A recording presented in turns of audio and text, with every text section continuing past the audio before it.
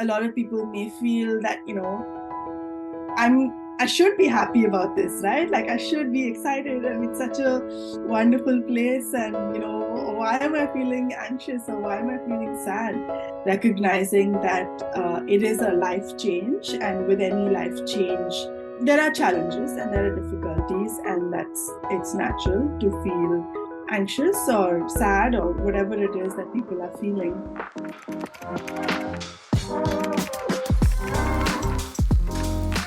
Welcome back. Thank you so much for being here. Today, I have a special guest.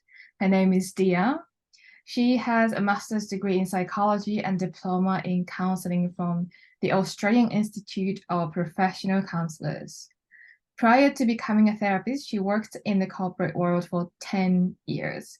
Her role involved researching and understanding people around Asia Pacific, including India, Philippines, Indonesia, Vietnam, Cambodia, Thailand, Australia, and New Zealand.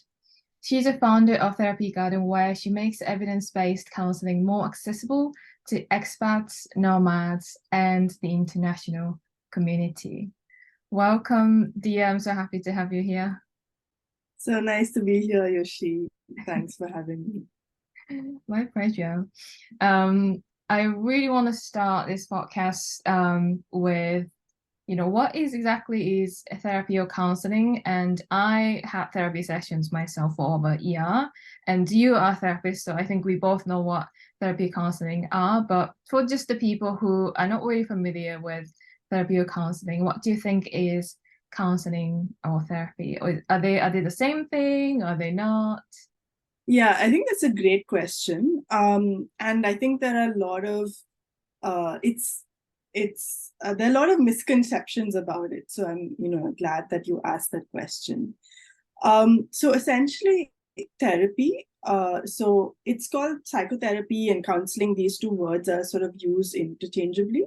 Typically, psychotherapy, is used when the person practicing the therapy also has some kind of psychology background, and uses certain evidence-based therapies and so on. But essentially, psychotherapy or counseling is it's really a space to share issues that someone has been experiencing. So where you have a therapist and you have a client, and it's a safe space. So I think the key word here is a safe space where you can share what you've been going through and be unconditionally accepted. So one of the basic principles of counseling or psychotherapy, and this was something that was introduced by someone called Carl Rogers. So that's the concept of unconditional positive regard. So this is a space where you are just accepted for who you are. And, you can share about what you've been going through. So this could be, for instance, stuff that you've been through in the past. And we all carry, baggage from our childhood or from previous experiences that we've had. Or it could be certain life events that happen, changes in your life or transitions, or stressful situations in your life that happen that you want to just process. Or it could even be, and I think increasingly people are seeing it as a way to really get to know themselves better. And so I think it's a great way to develop greater self-awareness as well. Yeah. Yeah. And I guess another thing I'd like to talk about, and this framework I came across this recently, and it's kind of useful to think about it in that way, is that if you think about, mental health versus mental illness, on this continuum. So mental health, like complete health, would be, someone who, feels completely self-assured, has a high self-esteem, feels like they can go about their day-to-day, life in a way that, they're very well adjusted to their current situation. and they don't see any reason to actually seek therapy, at least not in the present. But then, the next sort of kind of point on that continuum would be the reactive space. So this is, for instance, someone who feels like they're in a space where, in general, they're able to go about their day-to-day activities fine, but they tend to notice that, for example, in relationships or in interactions, they get irritable or angry, or they turn to lash out at someone. And, or for example, in their workplace, they feel anxious, in certain situations. So that would be probably the reactive space. And then the next space would be what we can call the injury space. This is someone who has actually been through, for example, a traumatic event in their life, and they're really hurting, or it could be someone who has been through a loss recently, a death in the family or among their friends, and they really need, something to help them to cope with that. So that would be the injury space. And then, of course, at the other end, you have the illness space. So the illness space is, of course, what we would traditionally consider a mental illness, which is, for example, schizophrenia or bipolar disorder or an anxiety, panic disorder. And these are sort of things that are clinically and medically diagnosed as mental health illnesses or conditions.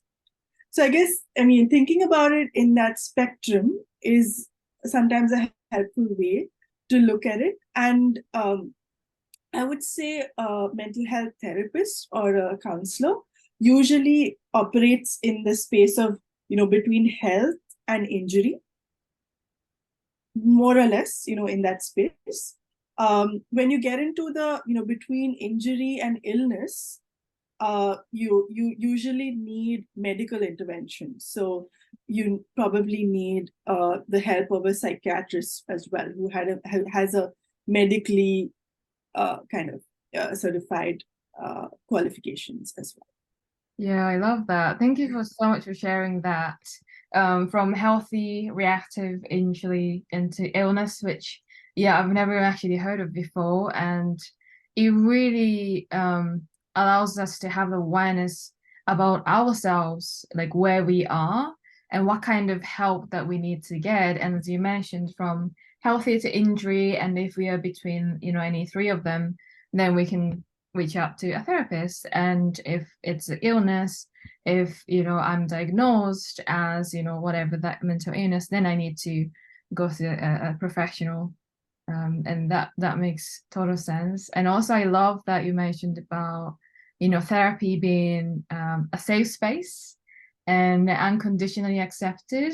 And that's exactly how I felt when I had a therapy session. But prior to that, I thought that, I'm talking to my friends and I'm talking to my family, I vent.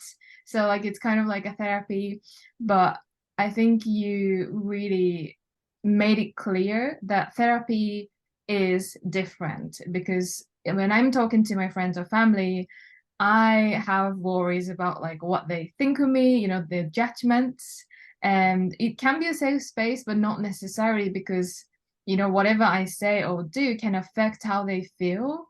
So it's not like complete self space, and unconditionally accepted part, like as something that I can do in therapy session, just because they are licensed therapists, they are certified, they're professional.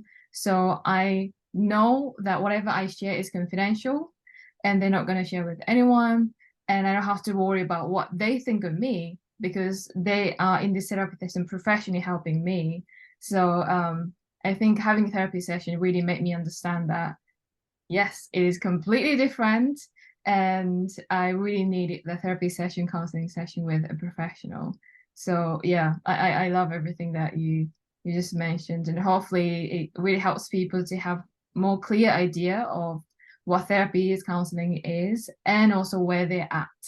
Yeah, and also like it's a, like I said, it's a continuum, and it could be that the same person is in different spaces Yeah. at different times, right? So it just depends on where in your life, at this particular point in your life, where you see yourself. And also the other thing I want to mention is even people with medically or diagnosed conditions can sometimes benefit from a therapist. So they would have maybe already seen a psychiatrist, and medication is one route. But for a more sort of long-term recovery, many of them choose to go to a therapist as well. And because the whole experience of that is quite overwhelming sometimes, and so they may choose to go to a therapist as well. Yeah, we don't have to rely on one thing, just medication or just one thing, and we can always reach out to a therapist and talk about your past experiences and whatever is going on with you. Yeah, I love that. And so it sounds like anyone who's in any stage, either healthy or illness, they can or benefit from therapy or counseling. But who do you think kind of needs therapy or counseling, who can benefit from therapy? Personally, I think, and I probably wouldn't have said this, like maybe a couple of years back, maybe even like 5 years back, I wouldn't have said this. I also, even though I had a psychology background, I did think of therapy as something that, only if you're, say, like close in the continuum, closer to the injury and illness side, maybe that's something that you would do.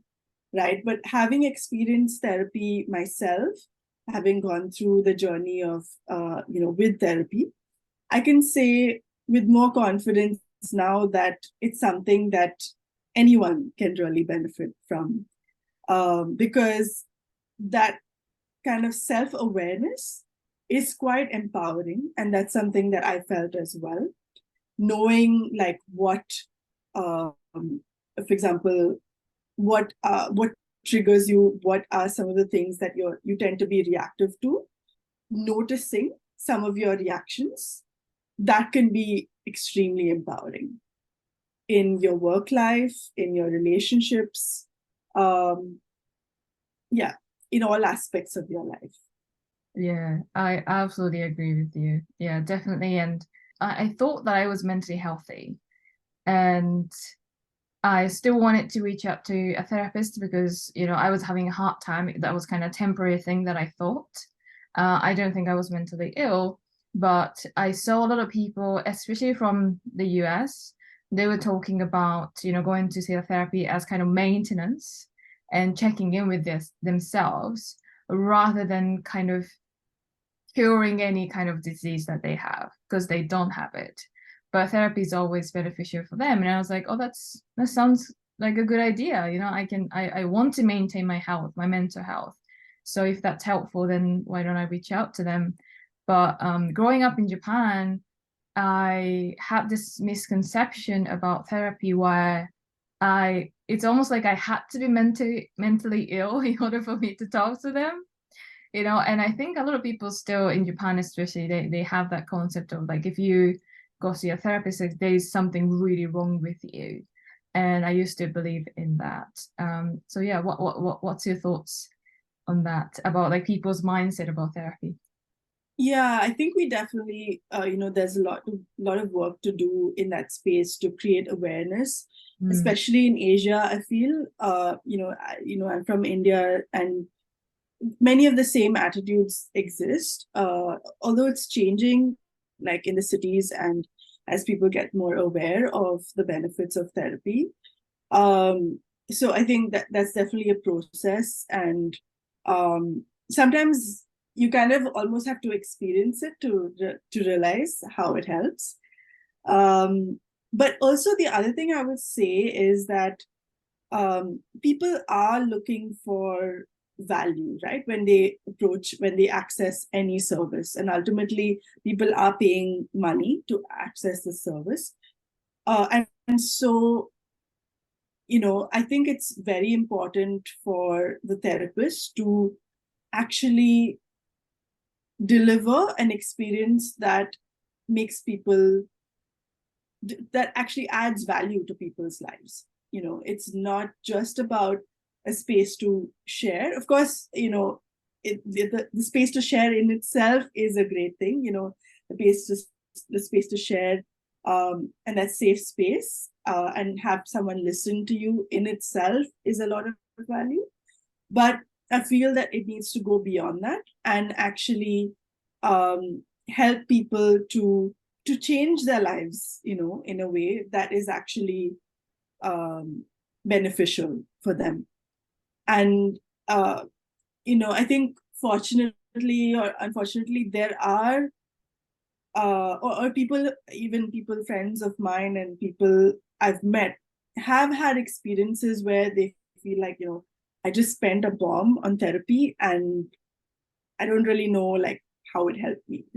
Okay, maybe I shared a whole lot about my story and they accepted, they listened, but okay, so what, And I think it's really important. And what I really want to do is bring in those tools, those evidence-based methodologies and therapies, so that people can actually see improvements in their life.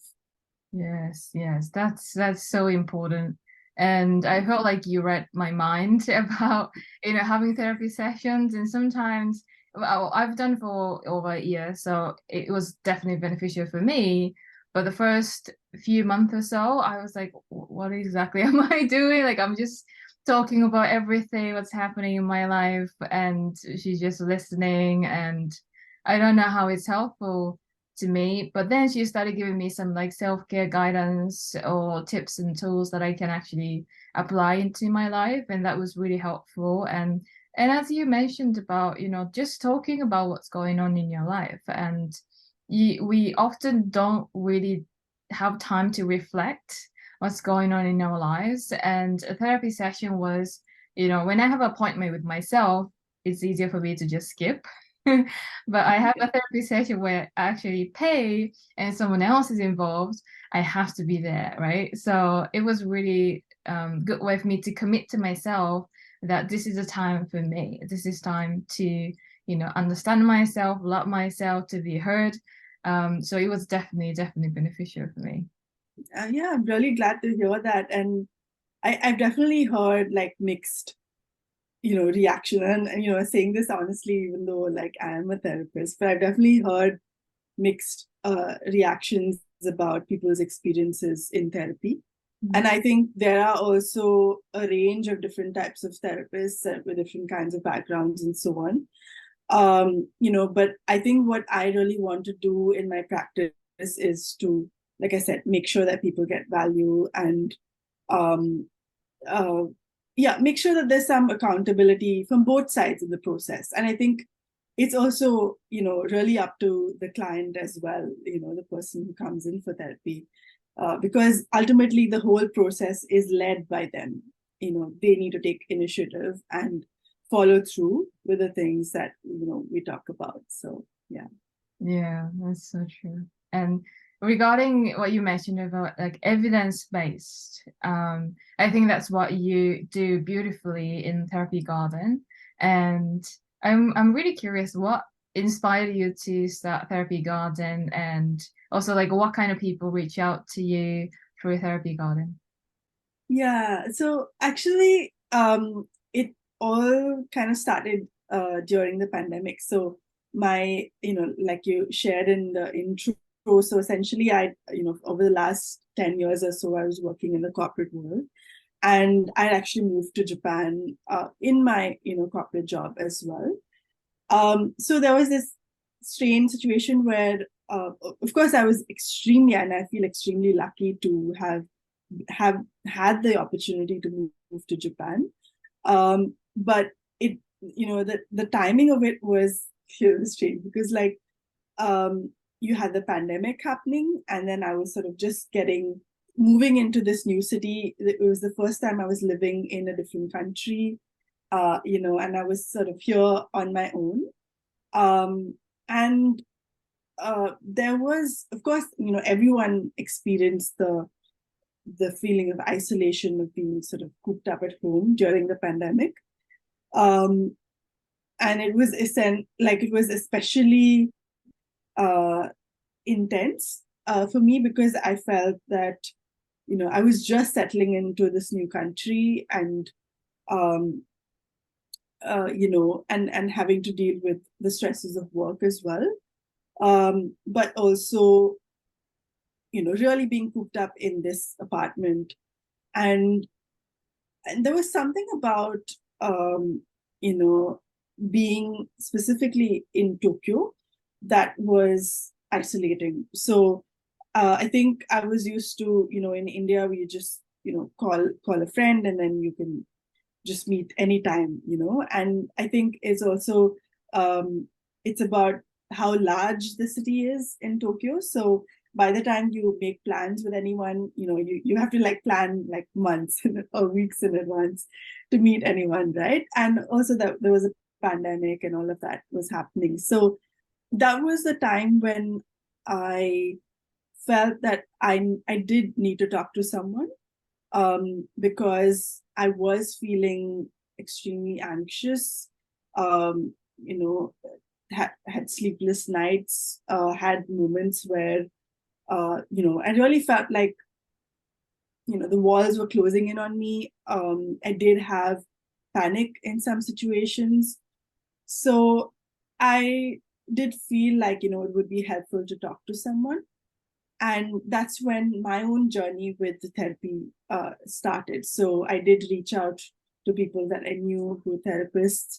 Um, and that's kind of where I realized that there weren't too many English speaking therapists accessible to people living in Japan.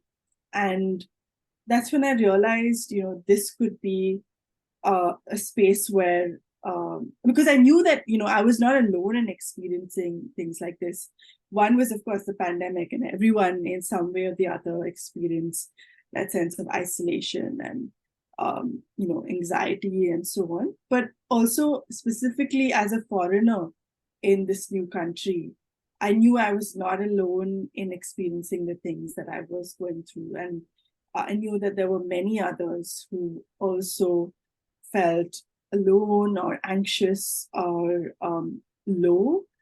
And so I felt that there was an opportunity to actually um, reach out to these people and to have, a more of a like a therapist who was accessible and someone who was also English speaking.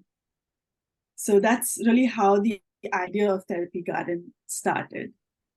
And so, I just sort of put out, I started the Instagram page and started putting out content around mental health.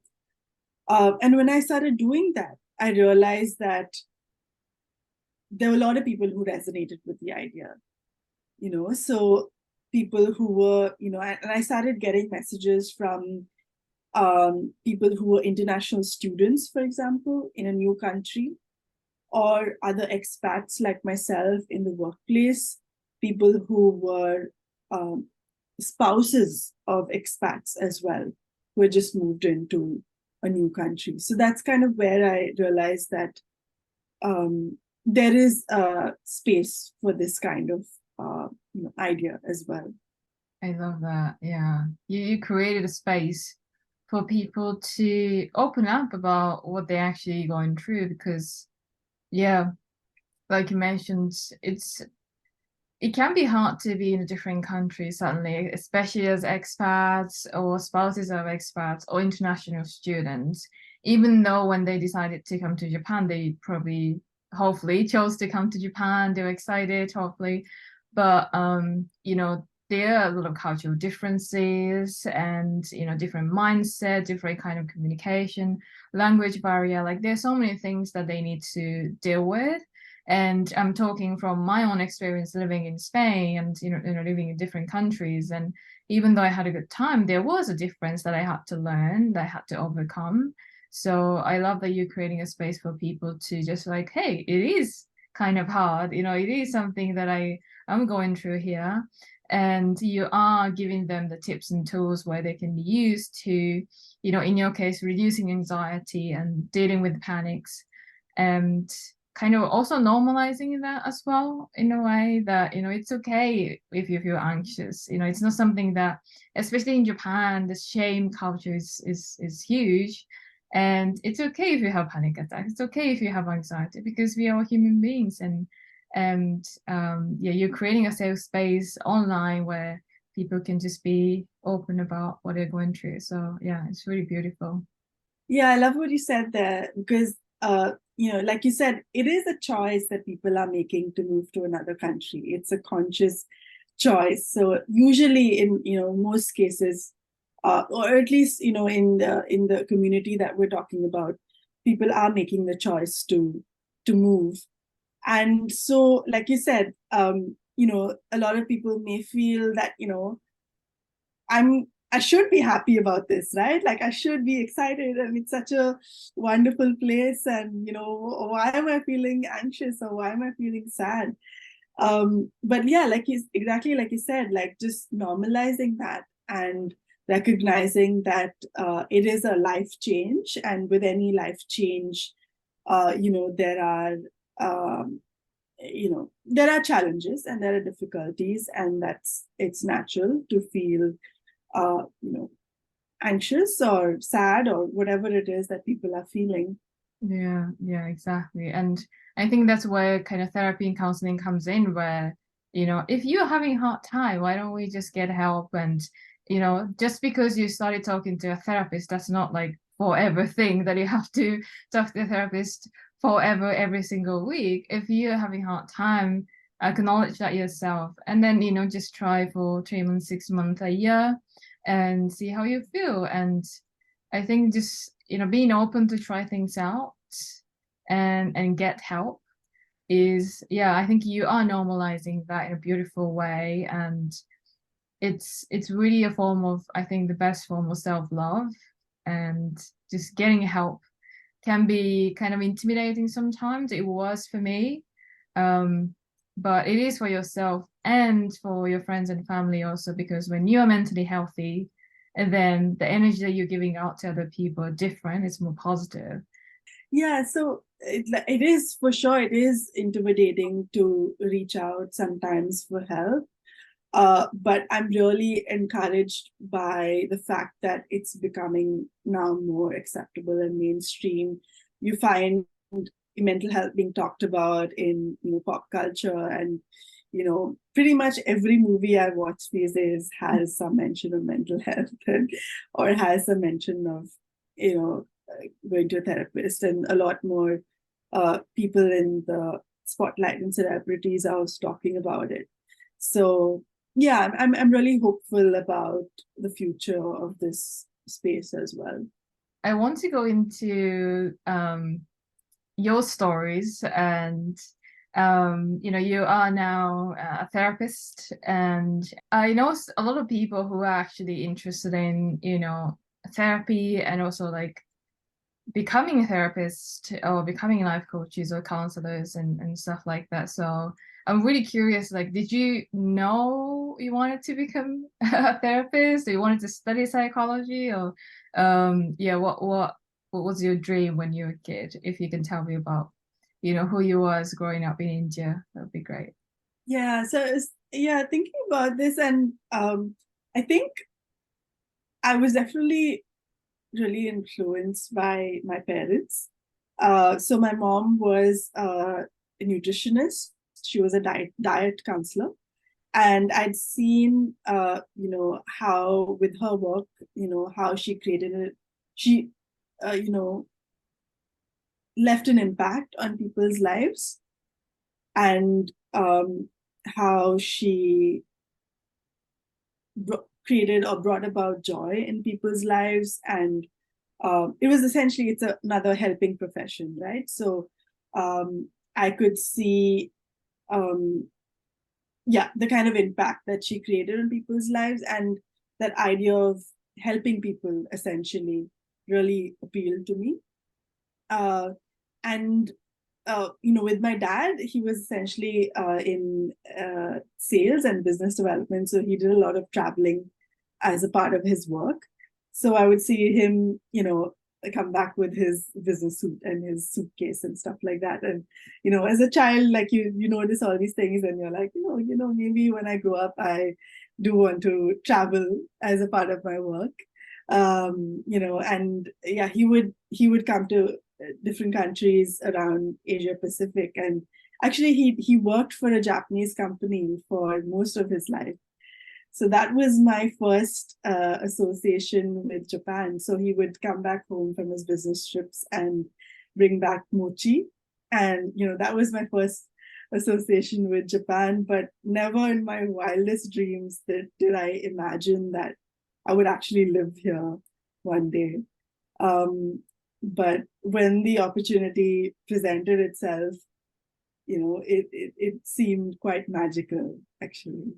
I love that. It sounds like it was kind of a destiny, or not really, probably, but just like a mochi kind of brought you to like, hey, Japan's kind of awesome. You should come to Japan. Yeah, it was definitely the mochi. I love that. Yeah. So you had a connection with Japan kind of already, but when did you kind of decide to go into, psychology, therapy? But did you have an idea, or was it like, how did that happen? Yeah. So actually, since I did do my undergrad and my master's in psychology, and then therapy was one possible path, even at the time. And actually, now that I think about it, I remember doing some kind of, career fit assessment test when I was in high school. And, the best fit with my personality, according to the test, was therapist, back when I was in high school.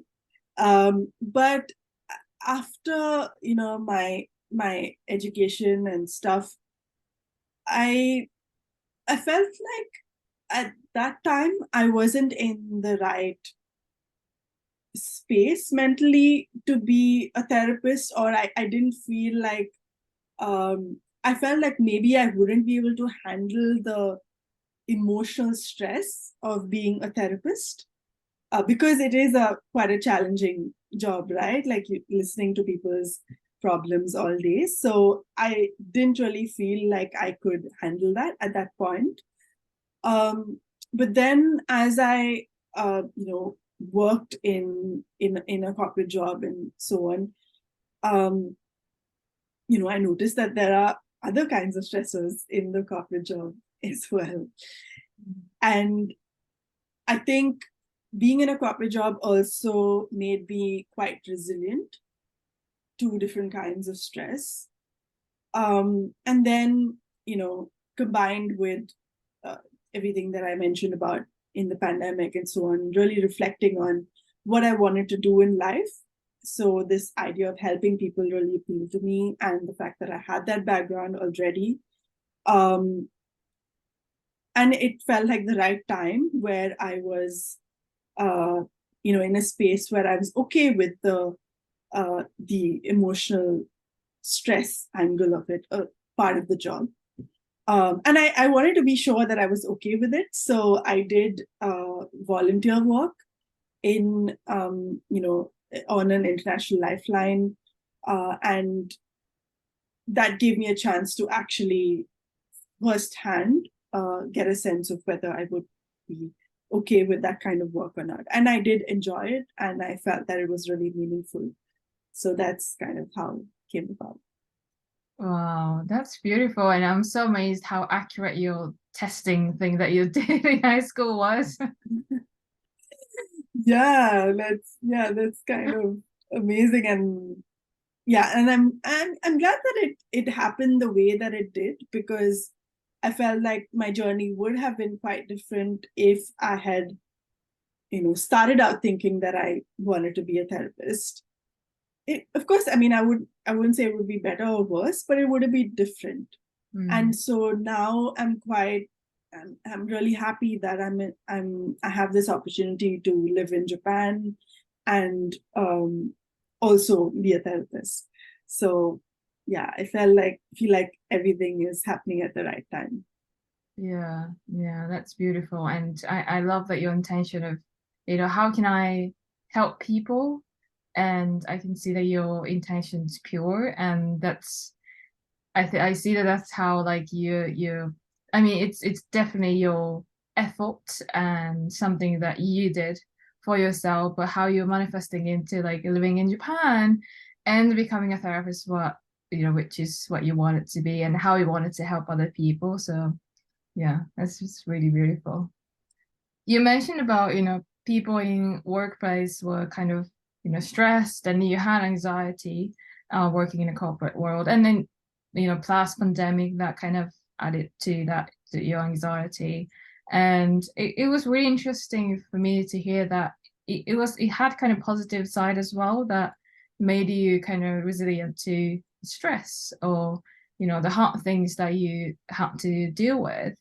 And I'm wondering, like, what kind of made you feel anxious or stressed in the corporate world or related to pandemic as well? And or it can be in general, like what makes people feel anxious or stressed? Mm, yeah, and I think there are like different ways to answer that question.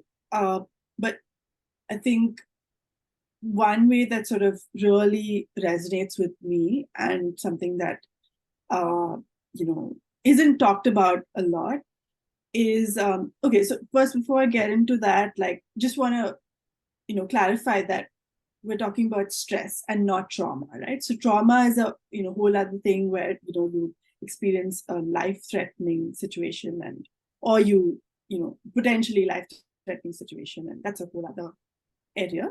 But what we're talking about is essentially the mental or emotional tension or pressure that we experience because of a difficult situation or event, right? Like a regular stress. So I think, and what I really like to look at the evolutionary side of it as well, right? So when we were hunter gatherers, as a species, um, us, we've been experiencing stress like uh, the whole time that we existed as humans, right? And even so, actually, even across the lifespan, the first time we experience stress is when we're born. So when we go through our birth mother's birth canal, that's the first stress test that we have. So we've been experiencing stress our whole lives, right? So, but I think what has changed is um, the way in which that manifests, or the way in which we respond to it. So in the hunter-gatherer time, a stressful situation would be when there's a bear chasing you, right? Or a lion or tiger or whatever. You're stressed and you have that fight or flight response in your body. So your heart starts racing, your blood sugar increases, your breath becomes more rapid, and that's the natural fight or flight response in your body.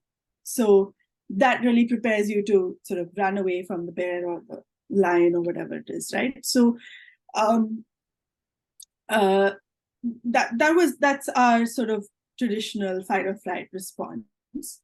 And what the other interesting thing about the human brain is that in this situation that I described, there's an actual stress, like a physical stressor, which is the bear or the lion, right? But the thing about the human brain is that we also have the ability to imagine a stressor, right? So if I ask you or anyone listening here, if I say, "Are you safe right now?"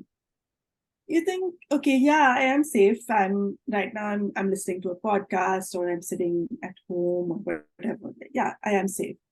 But then if you sit with that question for a little longer, suddenly your brain starts thinking, okay, yeah, I'm safe now, but what if like I, take my cycle out and then get hit by a car? Or, what if tomorrow I lose my job? Or, all of that stuff, suddenly your brain starts, making up those stories. And those are your imagined stressors, right? So I think what is happening now, and the reason why it's becoming a bit complex, is that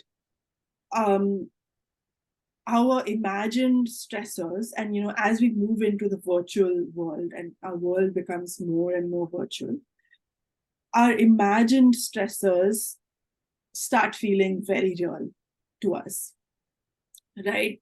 And that's also because our brain hasn't really evolved since the hunter-gatherer time. It's structurally still the same.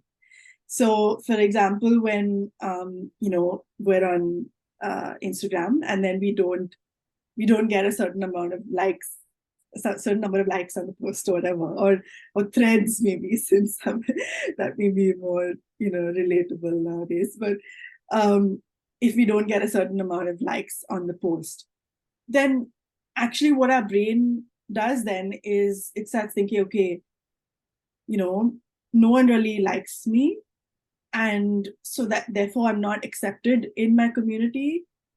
Therefore, the hunter-gatherer part starts thinking, okay, if I'm not accepted in my community, no one will share their food with me, right? And I'll starve and die.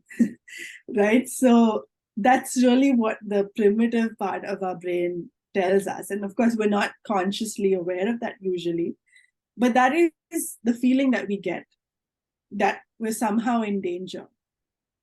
And that triggers the same bodily fight or flight response in us. And that really gives us that feeling of stress, both in our mind as well as in our body. Yeah, that's so true, and I'm pretty sure everyone listening can relate to everything that you said. And I also say, like, the ability to imagine is a blessing that human beings have. Animals don't have that. It is a blessing, but we use it as a curse oftentimes. And why do we do that? And exactly what you mentioned about, our brain not evolving, and the stress. The certain amount of stress can be good in a way that, if the lion chasing you and you feel stressed, so that you can run, so that you have the burst of energy to just run.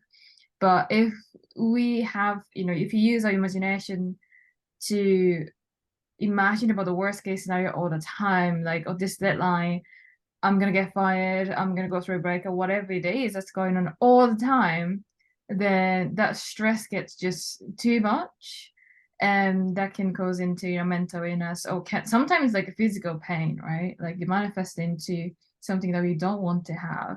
So yeah, I think my next question is like, what can we do to, not stop using imagination as a curse, and feeling less stressed, or feeling more peace and safe in our life.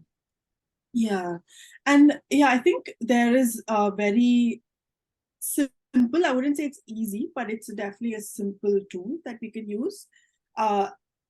Essentially, it's mindfulness, and this is something that is a technique that's used a lot in acceptance and commitment therapy, which is one of the therapies that I use as well.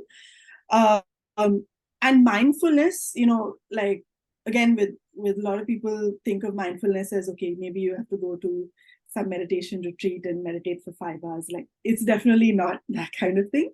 It's something that we can make a part of our everyday lives. So essentially, mindfulness is just being aware of our interaction with our immediate physical environment, our real here and now physical environment. And so a simple way of doing that is, for example, when we're washing our hands, right? So if we're washing our hands, we we can use all our five senses while we're doing that. So for instance, we can notice how the ladder looks, what color it is, what kind of texture, how it feels on our skin, how it smells, maybe if or maybe it could be a fragrant one, or it could be like a plain hand wash. And really feel the heat of the water or how cold the water is.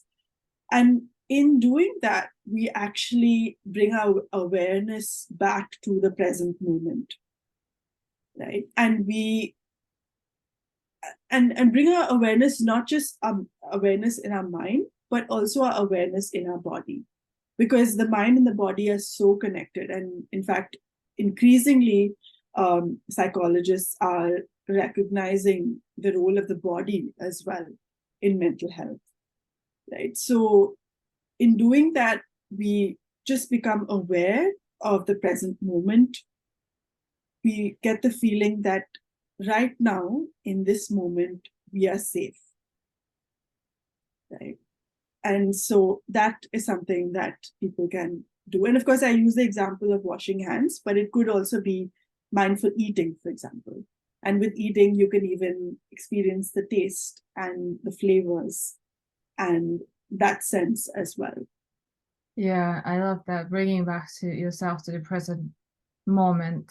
And it's sometimes, well, often we forget to do that. And especially, I'm guilty of this, but when I'm eating, I tend to do something else, either like reading a book or watching something. Even though when I'm watching something educational, I'm not focusing on either or, because I'm doing both at the same time. And we are so good at distracting ourselves from feeling it and being present. Why do you think we, especially nowadays, are so distracted by social media or YouTube, whatever it is, and not fully embrace mindfulness or be in the present moment? I think that's a really good question.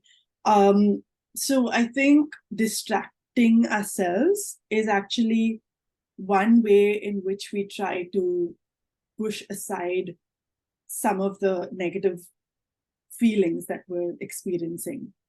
And sometimes we may not consciously feel like, okay, I'm just browsing my phone or watching TV because I'm feeling upset or sad or whatever. Like, maybe we're not so aware of that, or maybe it's not really something that is weighing on us so much. But at some level, I think, and also there's this kind of slightly toxic idea of in social media that everyone needs to be happy all the time, right? So that's really problematic, because then if we're not as happy as people look, when they're on Instagram or Facebook or whatever, we feel like, okay, there's something wrong with me because I'm not happy, or I'm feeling sad, or I'm feeling fearful, or I'm feeling upset in some way. And so I need to push that aside by browsing on my phone or watching TV or whatever. And so I think one of the things that therapy really does is that it helps us sit with our feelings, so that we're not as overwhelmed by them. And that can be really powerful. Yes, absolutely. And I heard there was a study where people can choose to either be themselves in the room without a phone, with their thoughts, with their mind, for I don't know how long it was, like 10 minutes, or get an electric shock. And most of the people actually chose the electric shock because they were so scared of being alone with their own mind. Like that was just like, oh man, like I understand that, but that makes me sad, because it's with themselves. We just don't like to be with their own minds, and it shouldn't be that way, right? What do you think people can start doing today to be more mindful, or to kind of remind themselves to be in the present moment?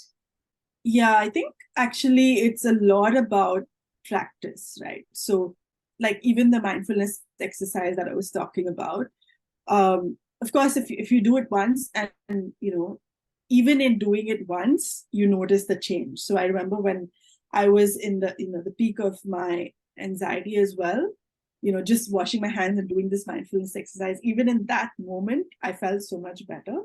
So it's quite, helpful even in the moment. But I really think it's about doing that over and over again and just making that a part of your routine.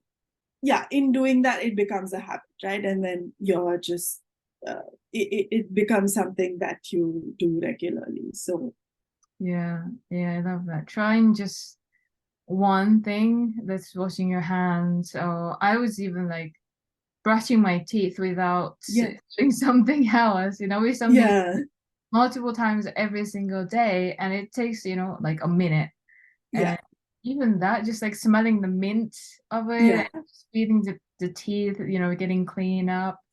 That was like really, really beautiful. So yeah. Yeah, uh, actually, maybe like brushing your teeth, like if you don't mind like tasting a bit of the toothpaste, like it's probably like you get to experience that other sense, besides washing your hands, which maybe you can't really experience the taste aspect of it. So yeah, I think brushing your teeth is a good example as well. I don't do this anymore, and I want to start doing again, but I used to, do kind of mindfulness practice myself. I used to wash like one teeth at the time, and I was just telling every teeth like, thank you so much for supporting me. Thank you so much for allowing me to chew food. Thank you so much for helping me be healthy. Like I was expressing gratitude to every teeth. And it obviously takes more time than usual, but still like 5 minutes. But I used to do that, and it made me just really happy in the morning, because that was the first thing I was doing in the morning, and I still do. But yeah, I don't do that expressing gratitude part. So yeah, you reminded me to do that again. Yeah, I think the gratitude piece is also really powerful. And also, even in therapy, so many of the things that, even what I was talking about in terms of this fight or flight response, yeah, ultimately it's something that's trying to protect us, right? So, like, we can be thankful for it. For instance, even if you think about the imaginary stressor, right? So, for instance, you're on LinkedIn and you notice that in the tech space there are a lot of layoffs happening and a lot of people around you are getting laid off. Your fight or flight response is like, oh my god, I could possibly get fired.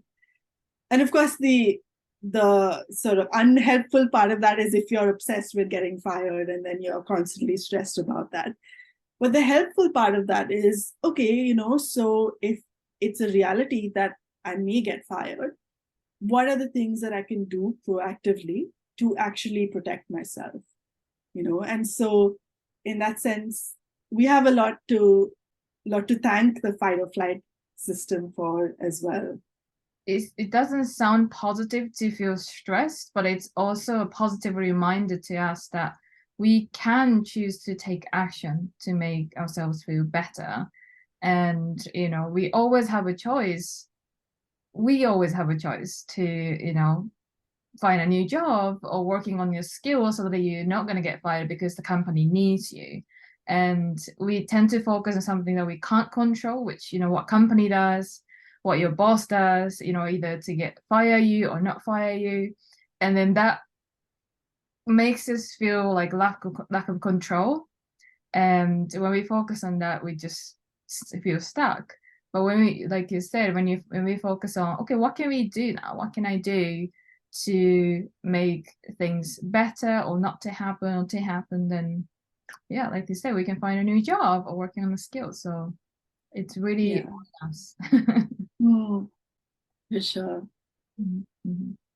So your program is launching in August, and I'm really excited for that. Can you tell us about your new program?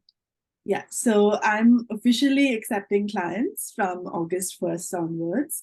And so as of now, I'll be having individual one-on-one individual counseling sessions. Of course, in the future, I do plan to have other kinds of services, and people can stay tuned for that. But basically, as of now, I'm taking on bookings for 50-minute individual counseling sessions.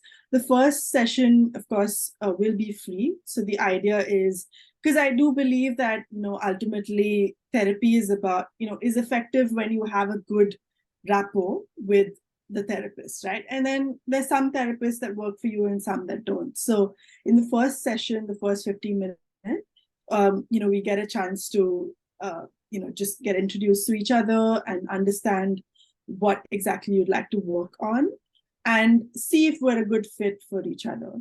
And so that session is free. And of course, then, you can have follow-up sessions as well. Yeah, that's so generous of you of just giving the free session, because yeah, exactly what you said.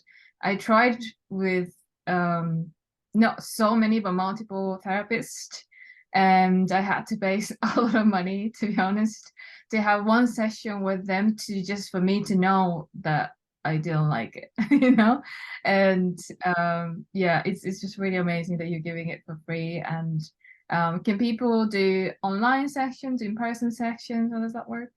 Yeah, all the sessions are online. So it's basically, again, catering to people from, as long as they're English speaking, people from anywhere in Japan or outside Japan. So I'm also, for example, expats in other countries as well, can definitely access the service. And as long as the time zones are okay. So of course, I'll be working in the Japan time zone, but I also have slots towards the evening, which may be more convenient for people living in other countries as well. Amazing. And how can people reach out to you about the program? So you can definitely reach out via my website. So that's therapygarden.jp, or the same handle on Instagram. Some people find DMing is the easiest way to do it. So you can definitely reach out to me there, or on LinkedIn. If you're on LinkedIn, then Therapy Garden on LinkedIn as well. Amazing. I'm going to put all the links in the description so people can just click away and reach out to you to get a therapy session from Diya from August. Yeah, I loved everything that you shared today, that we discussed today. Is there any questions that you wish I asked you? Is there anything else that you want to share? No, I think that it was really great to talk to you, Yoshi, and I really appreciate everything that you do on your page as well. I think you really give a space for people to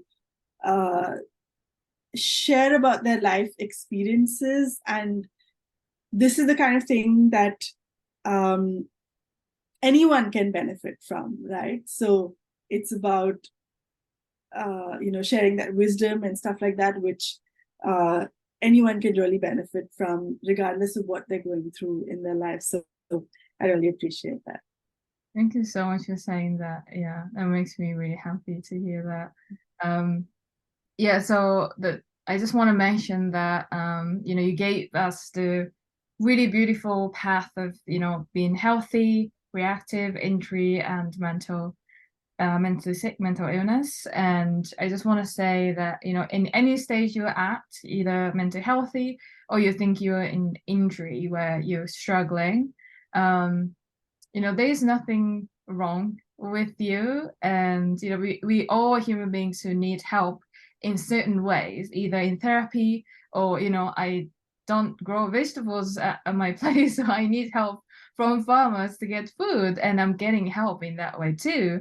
So getting a therapy and get helped in mental health it doesn't mean that you're weak. It doesn't mean that there's something wrong. And just would mention that. And even if you think you're mentally healthy, go talk to a therapist and just check in with yourself. And I thought I was mentally healthy, but a lot of things actually came up in the therapy sessions that I wasn't aware of before, that I was actually struggling. So it's a really good way for us to be compassionate with ourselves, to accept all the flaws and good things about ourselves. So yeah, I definitely recommend reaching out to Diya, especially you expats or spouse of expats, or your international community.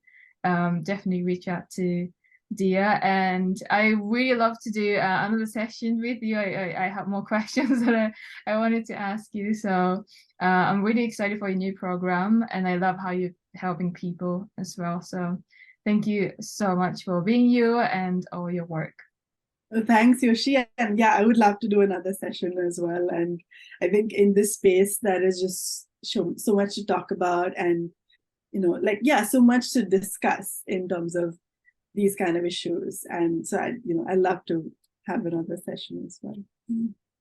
Thank you so much, Diya, and thank you so much for listening, everyone. I hope to see you very soon.